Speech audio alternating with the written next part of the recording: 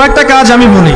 প্রথম কাজ হচ্ছে নিয়াত করতে হবে যে এই রমাজানটাতে আমি আমার সমস্ত গুনাহ মাফ করানোর চেষ্টা করব। কারণ নবী সাল্লাল্লাহু আলাইহি ওয়াসাল্লাম বলেছেন, সেই ব্যক্তির জন্য ধ্বংস যে ব্যক্তি রমজান মাসকে পেয়েছে কিন্তু তার গুনাহ মাফ করাতে পারে না। কে জানে এটা আমাদের শেষ রমাদান হতে পারে? আল্লাহ না করুক। আমরা দোয়া করি আল্লাহ পাক আমাদেরকে বেশি বেশি রমাদান দান করুক, বেশি বেশি লাইলাতুল কদর দান করুক। প্রথম শুরু হচ্ছে আপনি মাসের বাজার আগে করে ফেলবেন। আমি একটু প্র্যাকটিক্যাল কথা বলবো আর কি। আপনি রমাদান মাসের বাজার এই শাবান মাসে করে ফেলার চেষ্টা করেন। পারলে ঈদের শপিংটাও করে ফেলার চেষ্টা করেন। রমজান মাসে বেশি বাইরে যাবেন এবং টাকা পয়সা নিয়ে গিয়ে স্ত্রী সন্তানের হাতে দিয়ে দিবেন না, যাও বাইরে গিয়ে মার্কেটিং করে আসো।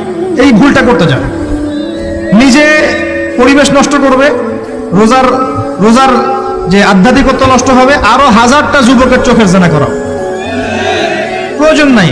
আপনি পরিবারের কর্তা, লিস্ট করে ফেলেন, আপনাকে আল্লাহ পাক যতটুকু সামর্থ্য দিয়েছেন মূল জিনিসগুলো কিনে রেখে দেন, আর বাকি টুকটাক বাজার আপনি করবেন। আর যখন বাজারে যাবেন একটা দোয়া পড়বেন, আপনি 10 লক্ষ নেকি পাবেন ইনশাআল্লাহ। কত লক্ষ?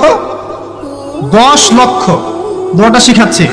দোয়াটা হচ্ছে লা ইলাহা ইল্লাল্লাহ ওয়াহদাহু লা শারীকা লাহ লাহুল মুলক ওয়া লাহুল হামদ ইউহয়ী ওয়া ইউমীত ওয়া হুয়া হাইয়্যুন লা ইয়ামুত বিয়াদিহিল খায়রু কুল্লুহু ওয়া হুয়া আলা কুল্লি শাইইন কাদির।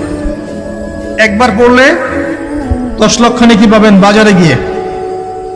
কেন পাবেন? কারণ বাজার সবচেয়ে নিকৃষ্ট জায়গা, যেখানে গেলে মানুষ আল্লাহকে স্মরণ করে না। সেখানে গিয়ে আপনি আল্লাহকে স্মরণ করেছেন, এই জন্য আল্লাহ পাক ডেকে দিবেন ইনশাআল্লাহ। আসেন, এটা করার পর ঈদের যে শপিংটার কথা বলছি, এটা এই কারণে বলছি, লাস্টের দশকে আমরা ঈদের শপিং এ বেশি ব্যস্ত থাকি। এতে করে লাইলাতুল কদরটা আমরা হারিয়ে ফেলি।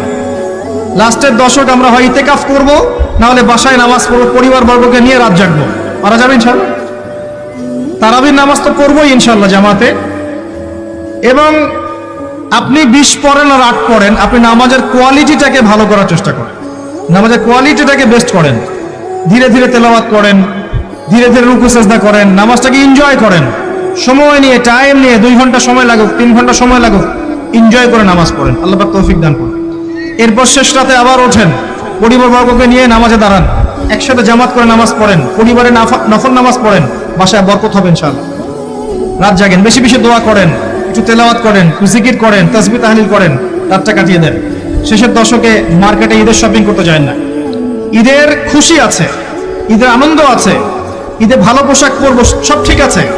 এই খুশি কাদের জন্য? قد أفلح من تزكى وذكر اسم ربه فصلى। কার জন্য ঈদের খুশি? যে ব্যক্তি রমজান মাসে আত্মশুদ্ধি অর্জন করতে পেরেছে, রোজা রেখেছে, যাকাত দিয়েছে, নামাজ পড়েছে, লাইলাতুল কদরে রাত জেগেছে, তারাবি পড়েছে, ইত্যাদি ইত্যাদি। এই ব্যক্তি আত্মশুদ্ধি অর্জন করেছে, এই ব্যক্তির জন্য ঈদের খুশি।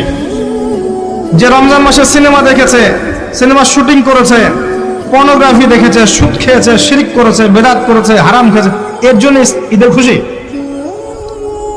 মানুষকে ঠকিয়েছে, ব্যবসায় মাল কম দিয়েছে, পণ্য মজুত করেছে, ইচ্ছা করে দ্রব্যের দাম বাড়িয়েছে, সরকারকে বিব্রত করেছে, জনগণকে দুর্ভিক্ষের দিকে ঠেলে দিয়েছে, এদের জন্য ঈদের খুশি? কখনো না। ঈদের খুশি তাদের জন্য যারা আত্মশুদ্ধি অর্জন করতে পেরেছে। আল্লাহ পাক বোঝার তৌফিক দান করুন, আমিন।